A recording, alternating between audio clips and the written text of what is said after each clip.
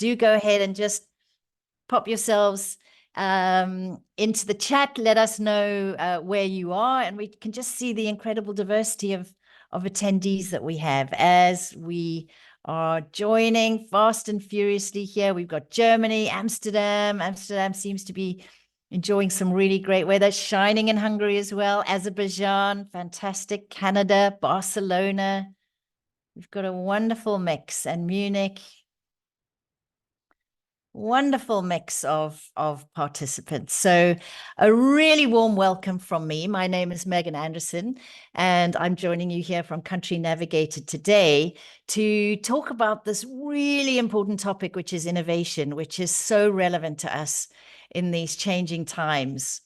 And I'm just going to pull up my slides, and we are going to begin our session. So a warm welcome to all of you who have just jumped on. Do go ahead and put into the chat where you're based, and that way we can get a sense of where everyone is.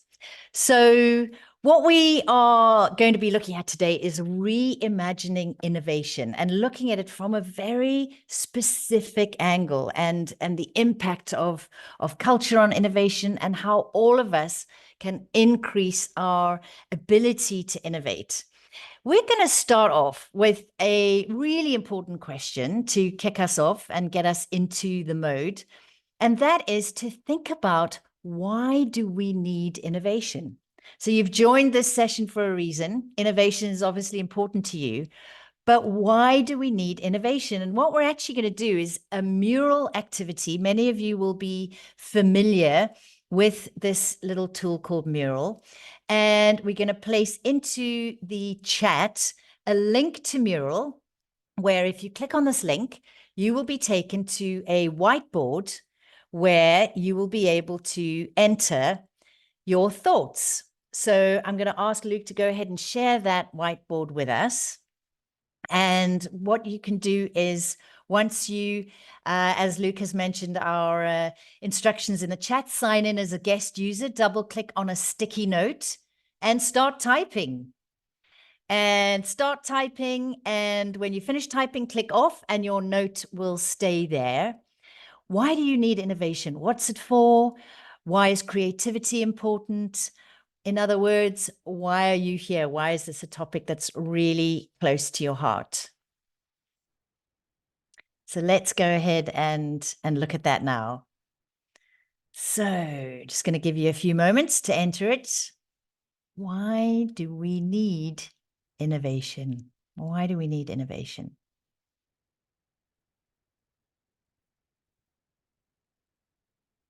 Any problems with that, just write a note into the chat. Happy to help. And you'll notice on the bottom right, if you're wanting to zoom in or zoom out, bottom right-hand side of the screen, you'll see a little plus and a little minus. You can click on that to zoom in and out.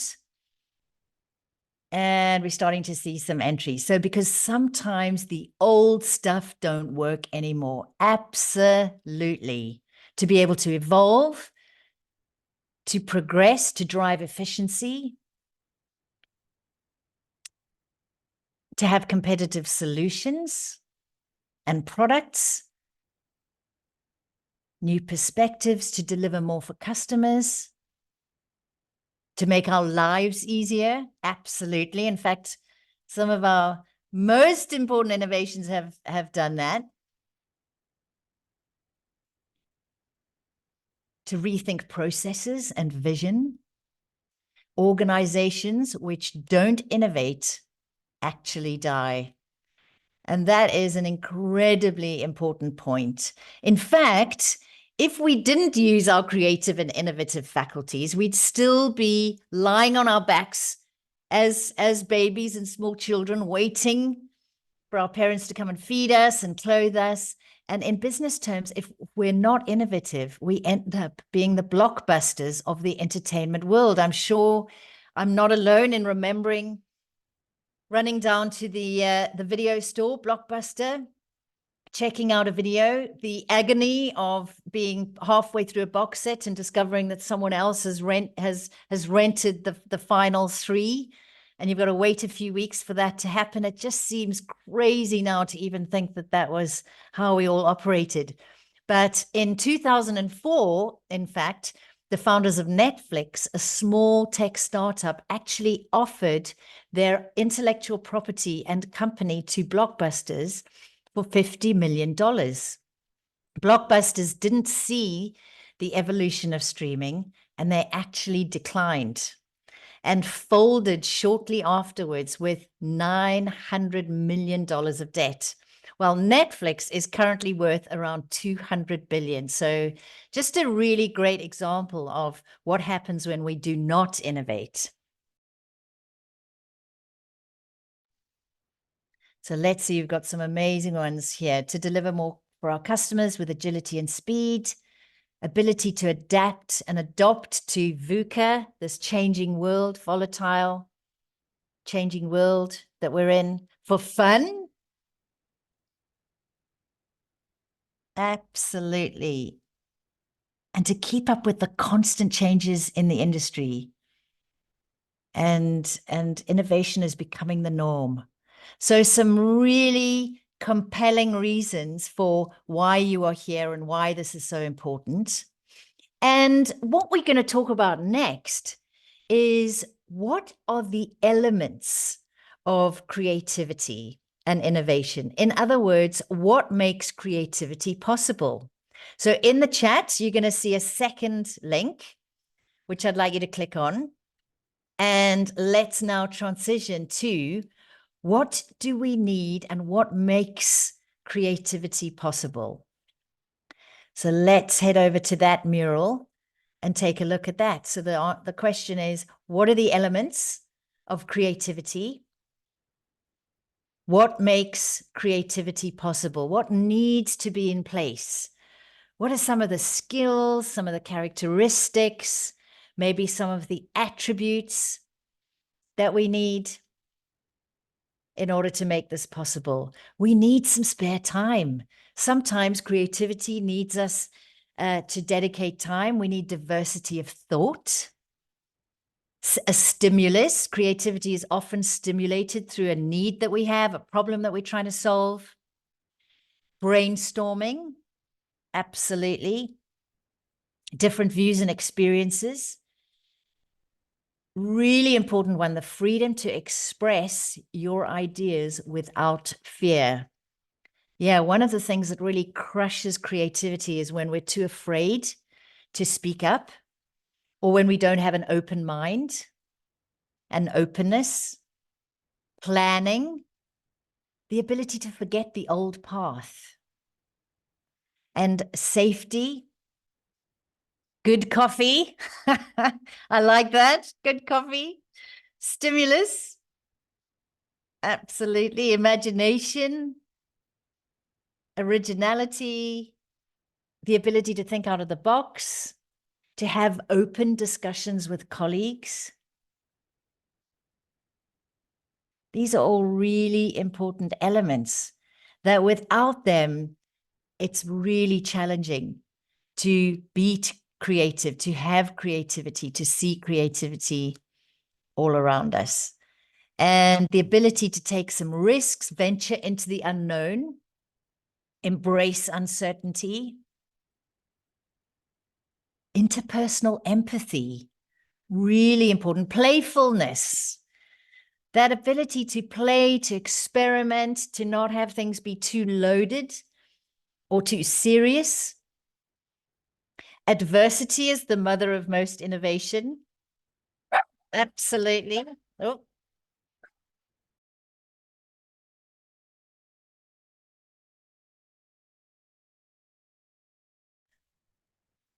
That openness to grow and challenge the status quo, creating the space. Authenticity, team spirit,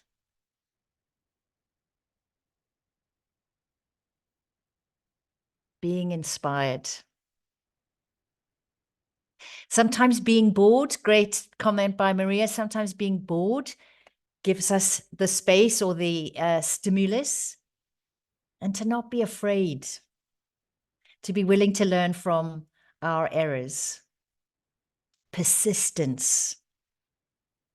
Creativity and innovation is not something that always happens quickly or without perseverance, without challenge.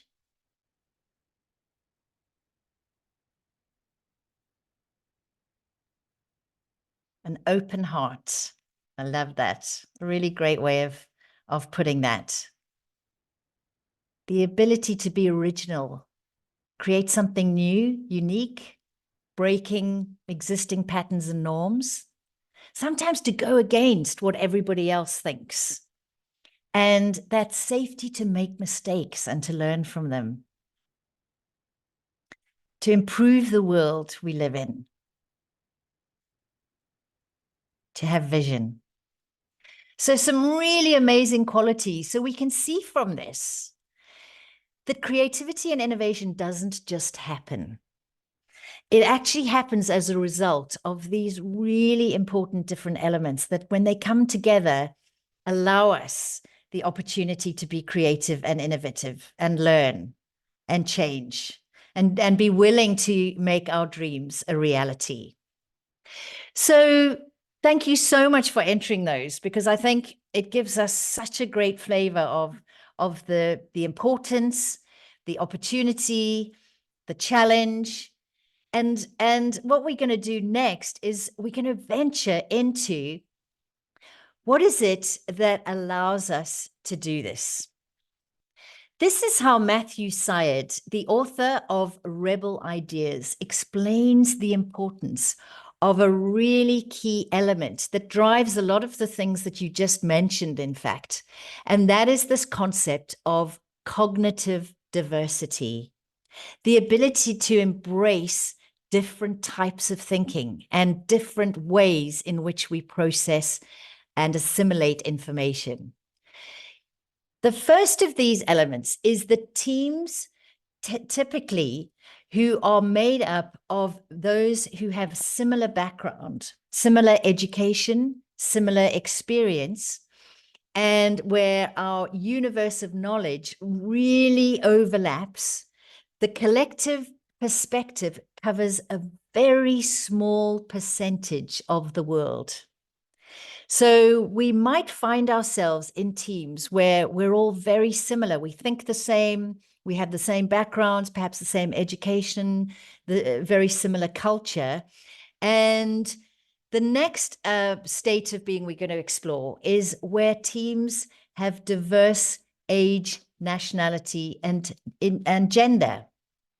So if you have a cognitively diverse team with a wide spectrum of experiences, suddenly you collectively have access to a much wider pool of information. This compared to version 1's, where teams have a similar age and nationality and gender. For example, the perspective only covering a really small percentage of the popularity. Imagine that if you only hire people, for example, who speak English, you can't easily interact with customers who speak other languages. This is really different from teams with diverse age, nationality, and gender, where suddenly there's a much wider pool from the universe of knowledge. There is less overlap, so each member of the team adds something unique.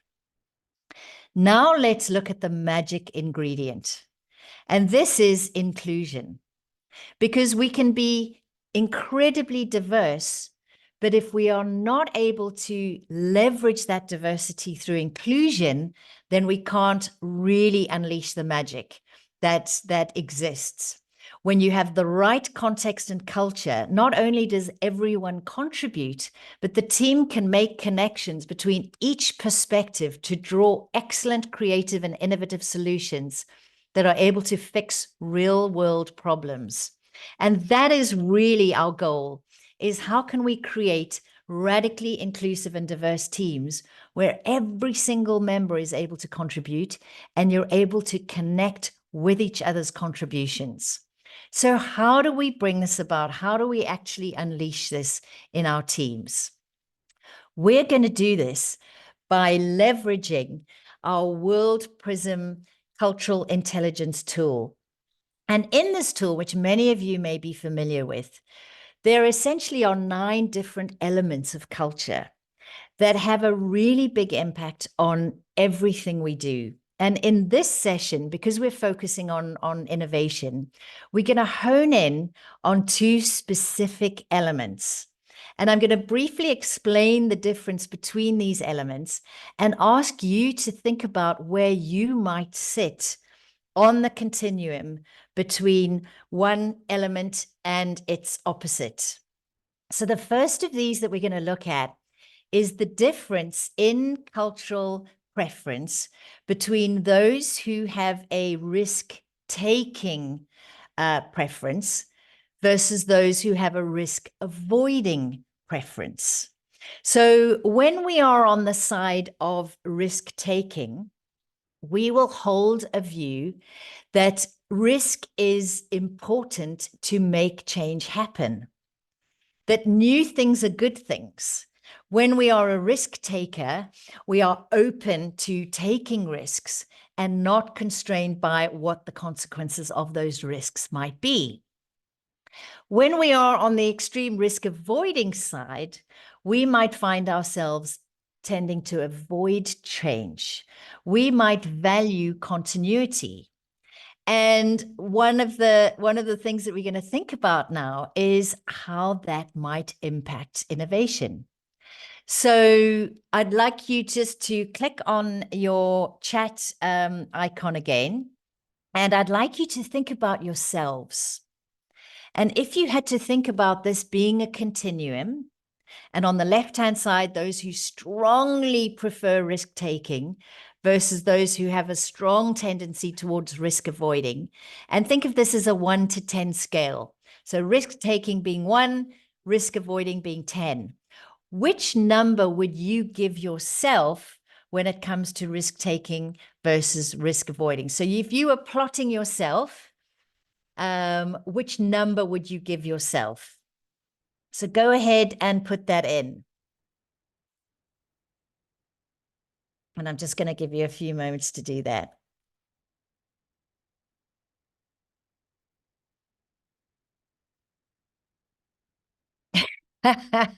Bungee jumping is out. So we've got a real range here, which is absolutely what I would expect. All the way from, I don't think we've got anyone who's calling themselves a 1, but we've got people all the way from 2. And again, no one on the extreme end. So we've got, we've got an extreme end 9. So a full range. So here's where things get really interesting. It's easy to see that if everyone in your team is a 1, risk-taking, then although the team will come up with incredibly radical ideas, none of them will work because no one's thinking through the consequences of getting things wrong. If everyone's a 10 risk avoiding, then you will maybe in about 20 years come up with a good answer, but there'll be so many mitigations and assurances and fail safes and protections that the solution may be unworkable and possibly too late. So if you find yourself on the risk-taking side of things, don't dismiss the risk avoiders. Seek out their advice and value their counterposition. It's easy when you're a risk taker to find risk avoiders very frustrating. Likewise, if you are a risk avoider, use the input from the risk takers to look for the unusual and the overlooked. And those might uncover some potential solutions, and you can borrow their energy to maintain momentum. Let's have a look now. And you can see actually from this that there's no right and wrong, that there are pros and cons to both sides of this spectrum.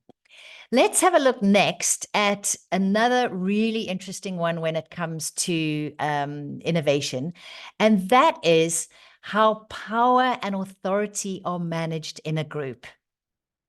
We describe a shared concentration of power as where power and authority is distributed in a group. In other words, organizations or teams that really value having a flat structure where everybody's opinions count and power is distributed. This is in the opposite end of the spectrum from what we call concentrated power. So this is where power and authority are focused very specifically in a team to particular roles or people. This is a quite structured environment with a steep hierarchy where decision-making tends to be centralized with the leader or the manager. So the opposite to the shared, where the power is distributed and decision-making is distributed across the entire team. Now, in some cultures, there's a strong preference towards shared, and in some, a strong preference towards concentrated. And then some cultures find themselves somewhere in the middle, or slightly towards one side or the other. What I'd like you to do now is think about this in terms of your own preference. If one is on the shared power and authority side and 10 is on the concentrated, where do you think you fall in this one? So go ahead and type into chat next. Which number would you assign to yourself?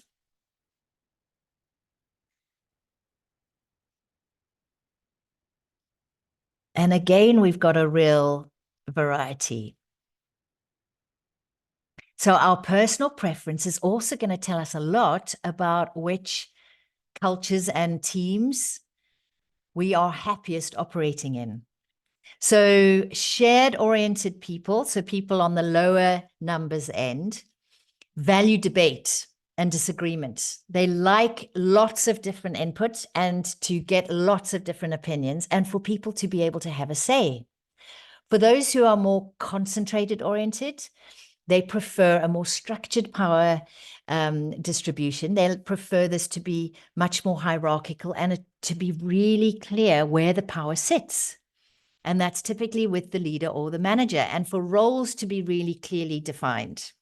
And so when we have a variety in our teams, this is where we're able to truly leverage the value of each of these sides. Now, let's think about the value that each of these styles can bring to a team when it comes to innovation and creativity. So once again, we're going to go to Mural. We're going to follow the link in the chat. And let's have a look at what do each of these preferences bring. And what you'll see in the Mural, let's go ahead and have a look at that as well, is on the left-hand side, how can a concentrated oriented team member help the team to become more innovative? So what is the value that a concentrated oriented team member brings to the process of creativity and innovation? What is the value that a concentrated oriented team member brings? Where are those characteristics really important for being able to leverage innovation and creativity? And on the right-hand side, how does a shared-oriented team member help the team to become more innovative? How does a shared one? So let's see. Self-responsibility. Speed up decision-making. A concentrated member will provide that clarity around who's making decisions, perhaps to bring the brainstorming to a close. Control, keeping the ideas linked to the main goals. There's a clear chain of command. Absolutely. When we have a concentrated culture, or we have individuals who are who have a preference around concentrated power, they're going to bring a really structured approach, straight plans. They'll stop analysis paralysis that can happen when too many people are involved and go in circles, never making a decision. Resilient and accountability. Absolutely. Set direction. So those are all examples of what value a concentrated preference brings. And fairness. Yeah, that's a really good one as well. And knowing the direction. Let's spend some time now having a look at the shared value. What value does a shared preference bring? Debating, combining different perspectives, bringing more people to the discussion. Absolutely will be expanding the number of ideas. It can really motivate people. So when we give people a voice, when we include lots of voices in creativity and innovation, we motivate them. We also share the responsibility.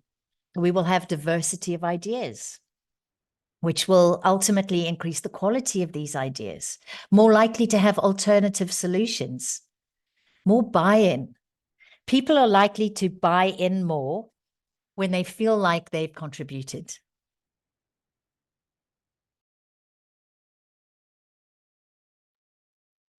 That variety, more listening. Absolutely. And we're going to talk about listening in a short while. Agile plans.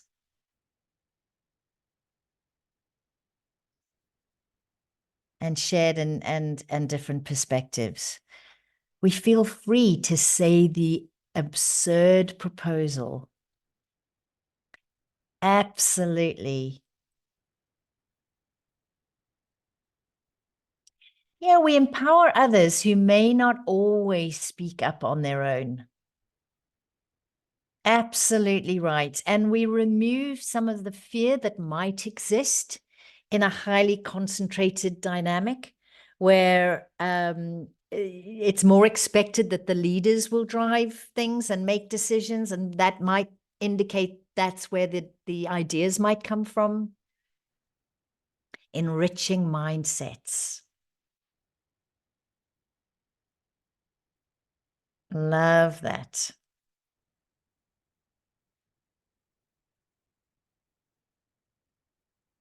And we're able to combine different perspectives.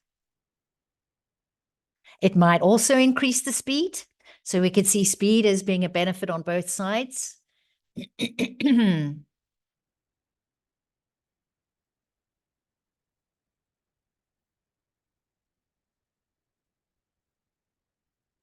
So we can absolutely see that each of these perspectives brings tremendous value. And the more we actually understand the preferences of the individuals within our teams, the more we're able to leverage these strengths.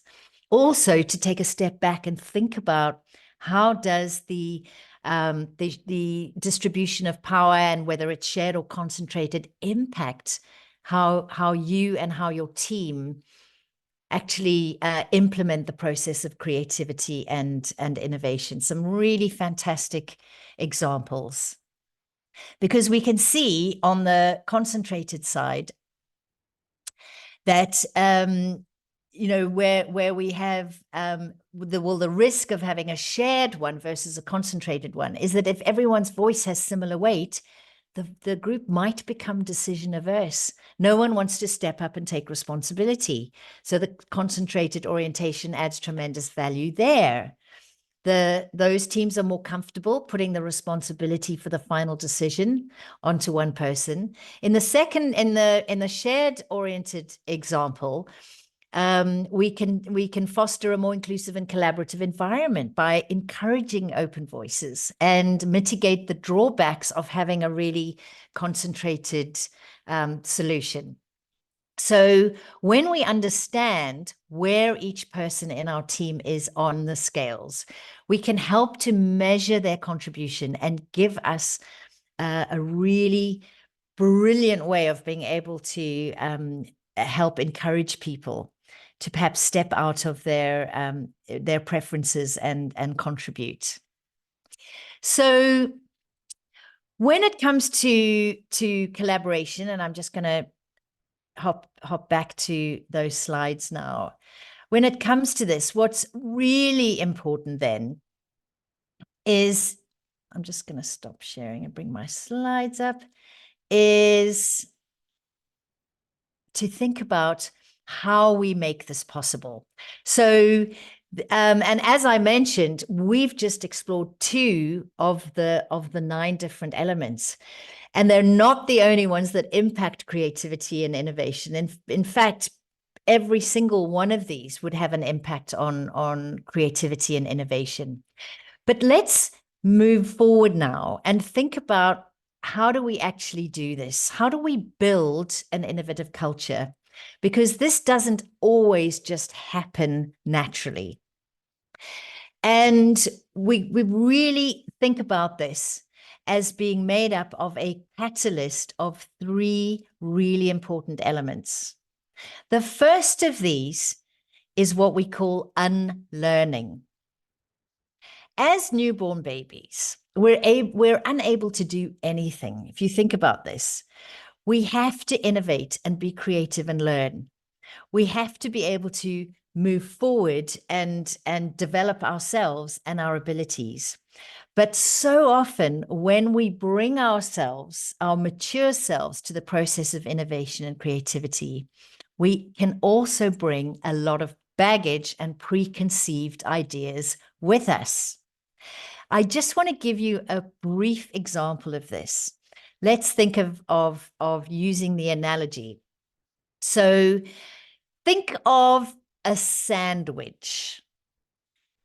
Create in your mind the image of a perfect sandwich. Think of what that perfect sandwich, your favorite sandwich, is made up of. Is it something that includes white bread, brown bread? What fillings might you have in that? What sauces or condiments might you bring to that sandwich? And what I want you to now think about is the scenario where your team has been tasked with creating and making the best sandwich. Every single member of that team is going to begin that task with the image of their own perfect sandwich. That's the image they're going to bring up. And the problem with this is when one team member has imagined a sandwich with white bread and Vegemite, for example, very popular in Australia. Another team member wants a sandwich with honey, and another one wants one with jam, perhaps. Every single one is going to be bringing this ideal issue, which creates an issue, this ideal sandwich, to this process. And what often happens is this gets in the way of us being able to truly innovate and bring fresh ideas. So whilst every team member might be trying to steer the others towards their vision of the perfect sandwich, what the team members might need to do instead is consciously unlearn what a sandwich actually is and start with a clear headspace. You might start with discussing the merits of the whole concept of a sandwich without being constrained by both our conscious and unconscious biases. You could look at radical combinations without dismissing them. You could look at other people's ideas without being constrained by your idea of the perfect sandwich.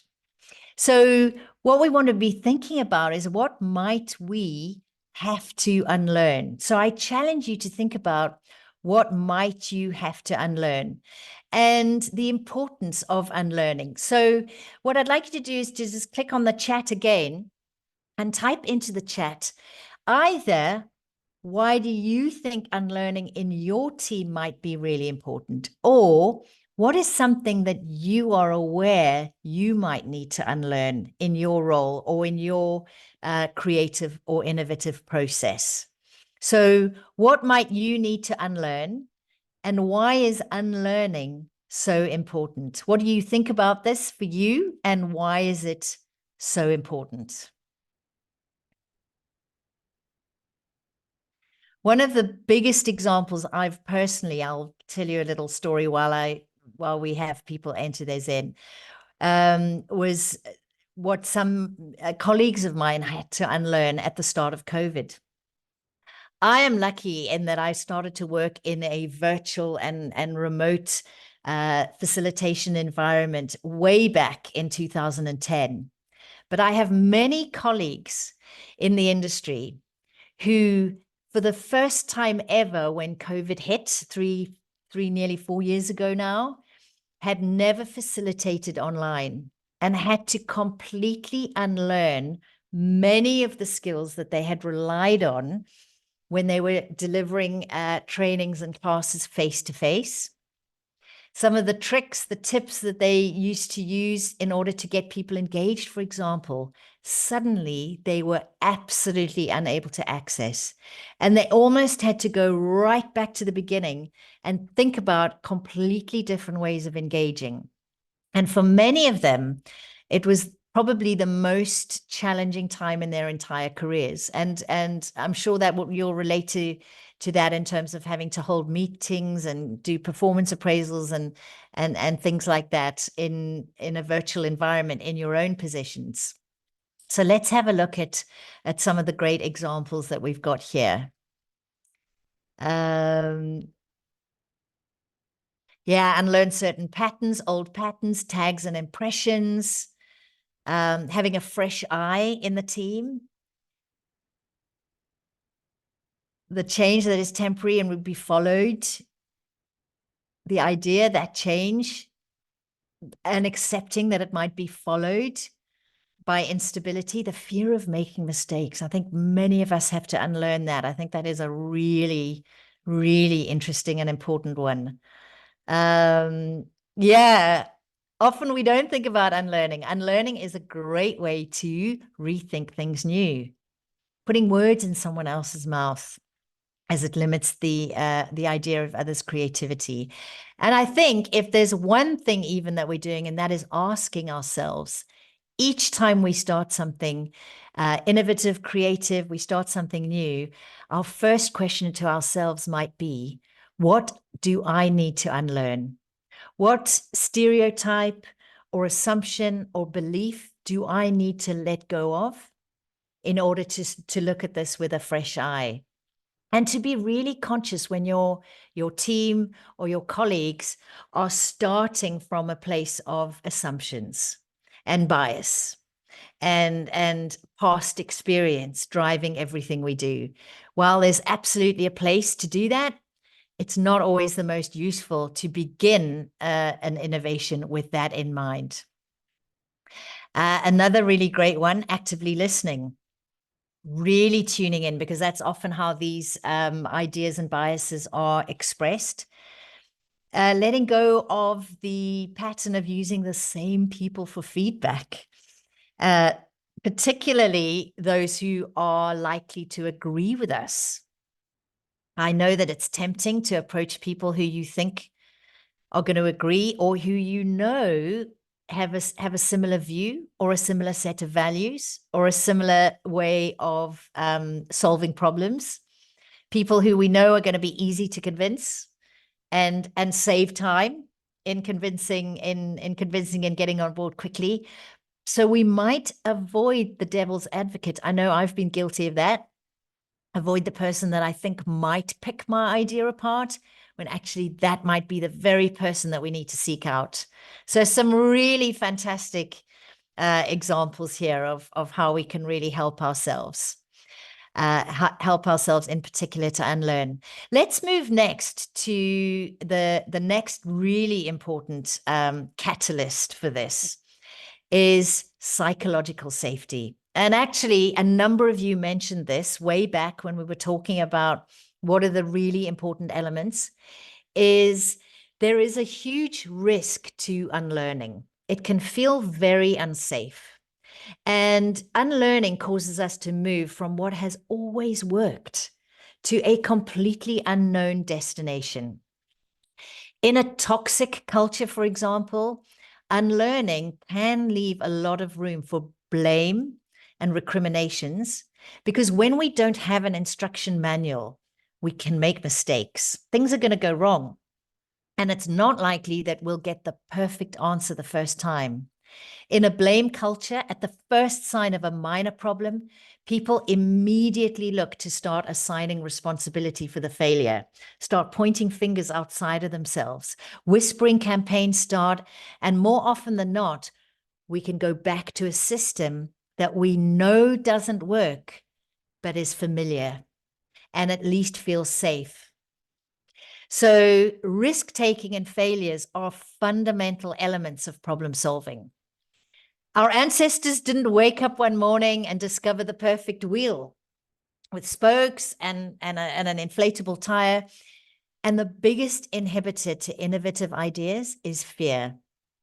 There's a fantastic quote by a guy called Wayne Gretzky, who eventually retired from the National Hockey League in the US.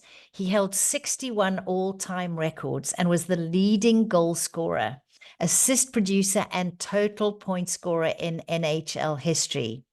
His fantastic quote is, "You miss 100% of the shots that you don't take."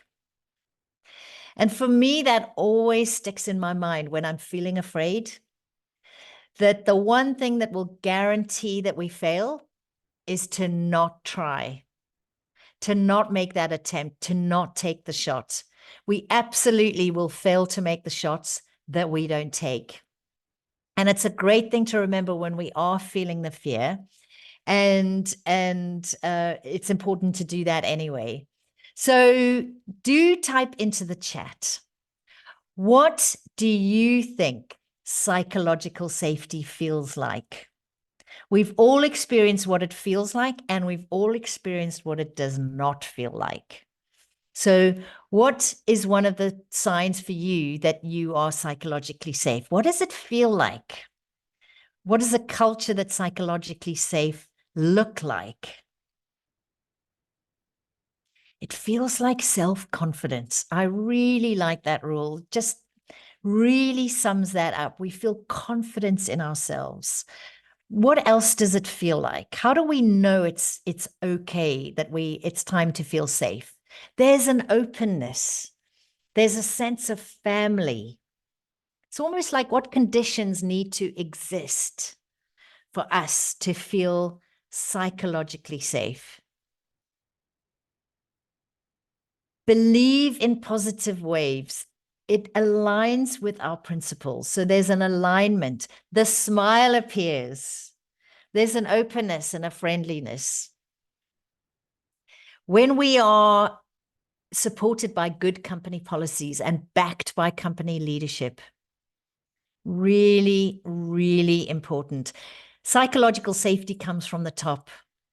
The team leader has to be prepared to support the team, not just in making mistakes, but in the authenticity that each person brings, that we don't feel judged, that we feel comfort, safe to feel our ideas. There's a sense of belonging and peace, and there's not judgment, and we feel inspired and motivated in a psychologically safe environment. Absolutely.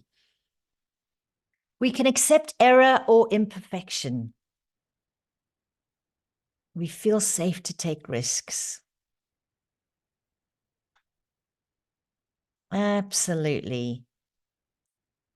And of course, that is an environment that's going to encourage us to bring our best selves and share our ideas. There's not going to be abuse. We're not going to be laughed at. We have a can-do attitude. Yeah, proactive. That's a real sign of a psychologically safe environment. Are people proactive, or do they hang back and wait for permission, wait for someone to invite them? Acceptance of the team. You sleep well. Yeah. You're not going to be experiencing anxiety, sleepless nights, wondering what's happening. Really, really great examples of this. Let's spend a few moments now looking at a video that sums up some of these key points as we think about psychological safety. And as we get that teed up, let's think about what can we be doing in our teams to promote psychological safety. Let's go ahead and watch that. Thank you, Luke. It can sometimes feel as if we've only just discovered the need for psychological safety, as if it's a uniquely 2020s phenomenon. But the phrase was probably first coined in the 1960s by organisational researchers, and it started to creep into management and leadership theory in the 1980s. Psychological safety became of interest to organisations in response to the boom and bust, aggressive management theories that had by and large overlooked the importance of the team. Psychological safety is a group culture which allows disagreement, experimentation, and challenge without fear of rejection or becoming an outsider. It is characterised by inclusive behaviours and high levels of trust and respect. Timothy Clark wrote one of the best-known books about psychological safety and discussed 4 levels which can help you diagnose how you are doing. Inclusion. A person is actively included in or excluded from the team identity. The group accepts that there is a relationship with that person. Learner. The new person is given support in learning their place in the team, new processes, etc. They have permission to make mistakes and are expected to learn from them. Contributor. The person activates their learning and is expected to contribute fully in the team. And challenger. The person is accepted to the level that they are encouraged to challenge the status quo and propose new processes. However, creating psychological safety is complicated and can be hard work. To help, I recommend taking care. The care model is a great way to reinforce psychological safety in your team. Firstly, C for communication.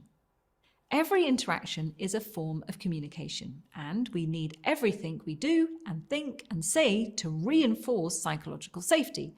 Repeat the message and back it up with your actions. The second part of communication is transparency and honesty, and encouraging others to be similarly transparent. When the team sees that they can disagree and question decisions without judgment, they will begin to believe that they are protected and safe to do so themselves. Secondly, A for authenticity. We must create a culture where everyone can be themselves and choose to share as much or as little of their personal life as they wish without fear. Authenticity allows for people to surprise and not to conform to expectations. It actively rejects stereotypes and generalizations. Thirdly, R for respect. Respect is more than acceptance and tolerance.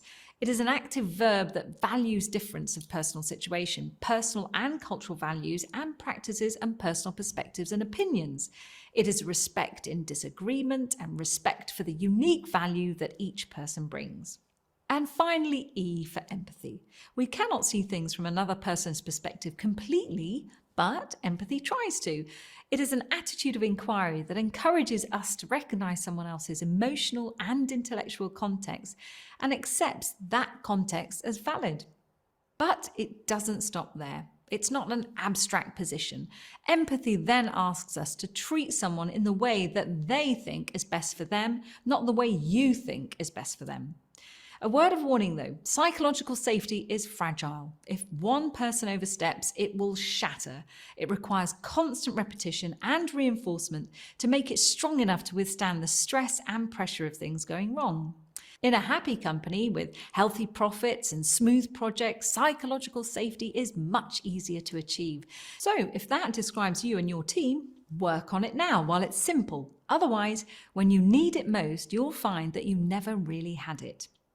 Before you do anything else today, spend a couple of moments considering whether you and your team truly have psychological safety.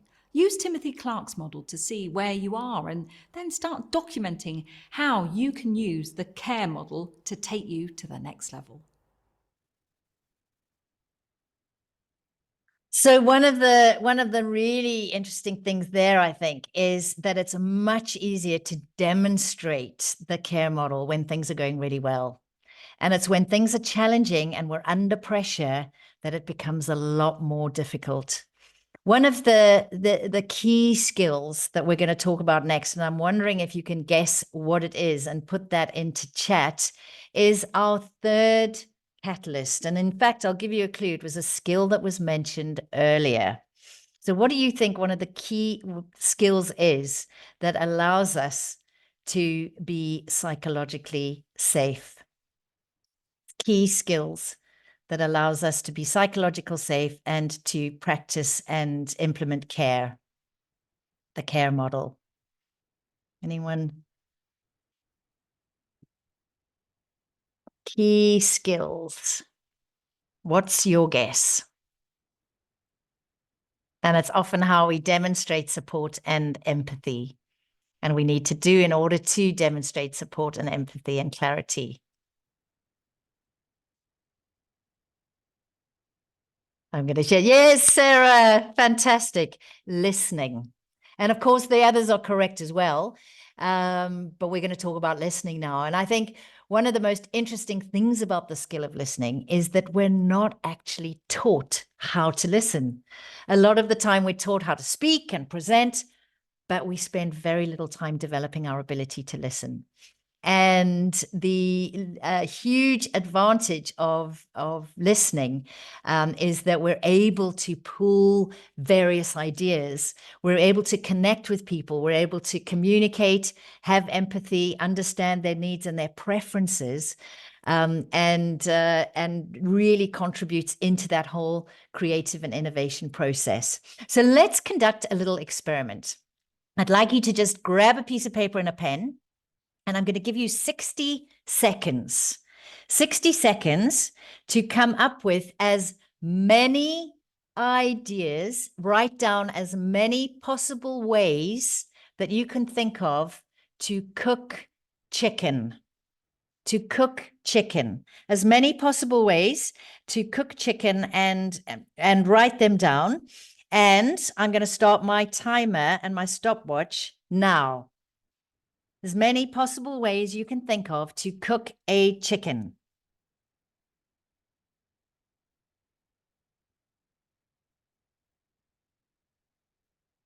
And see how many ideas you can come up with. I'll let you know when we are halfway. And let's see who can get the most. 30 seconds.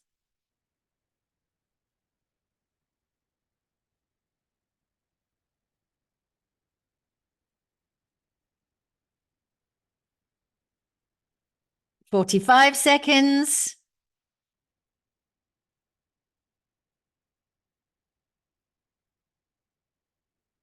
And stop. So go ahead, count how many different ways you were able to identify in 60 seconds to cook a chicken and put them into the chat.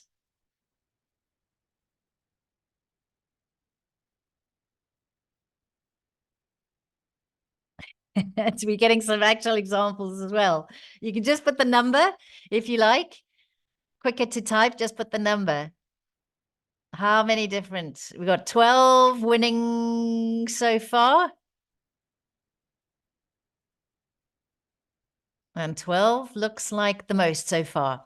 So part 2 of this experiment now, we're going to do in Mural. So let's go ahead and enter the Mural link. And we're going to notice the difference when we do this similar activity in a group.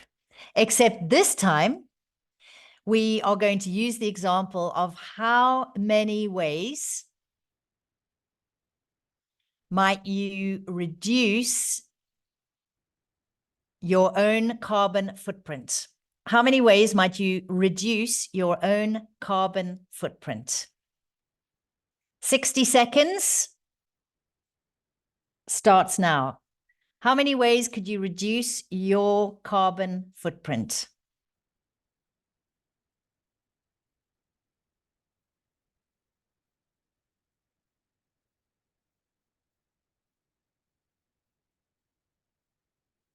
And it's a race against time.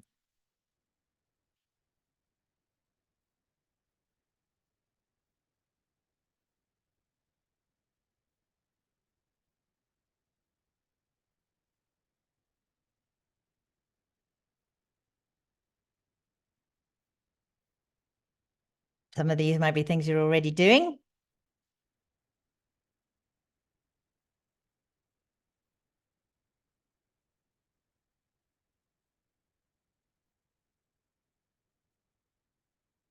And we start to really see the power of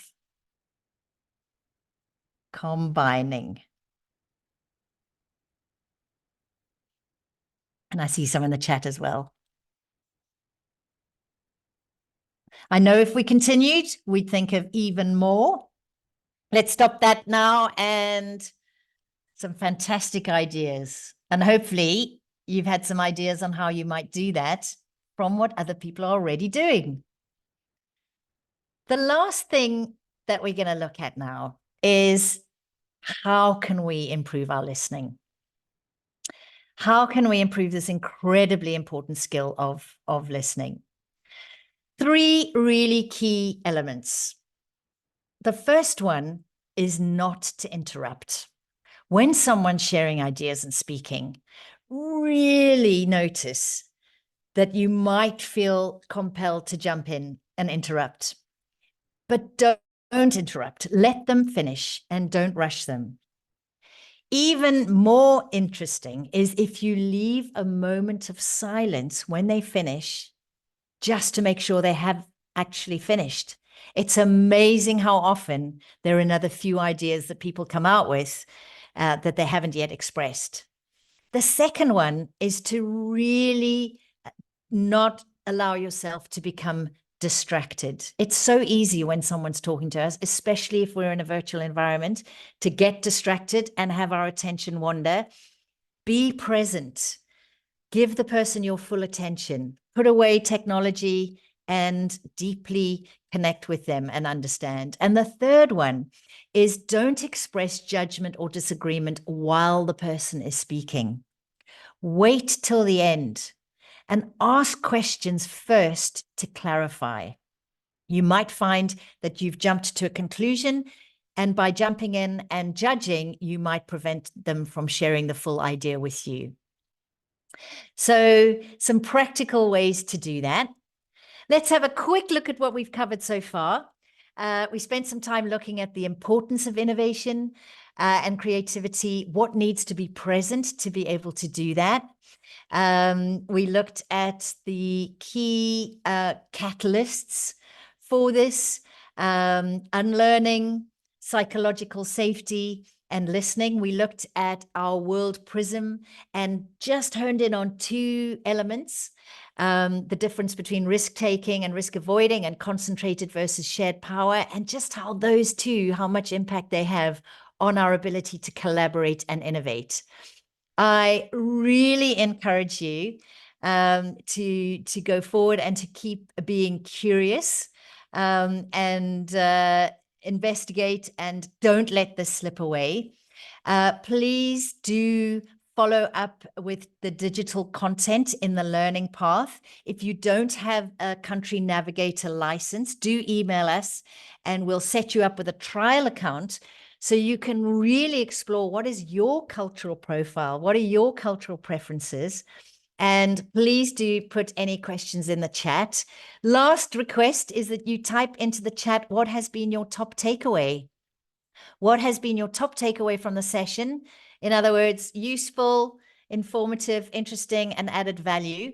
And I really encourage you to email us, get access to Country Navigator, explore your own profile and the amazing resources that we have available around each of those. And love to hear your top takeaway. Thank you so much for joining us. I really hope this has been useful, and continue to be curious and keep learning and unlearning. Thank you so much.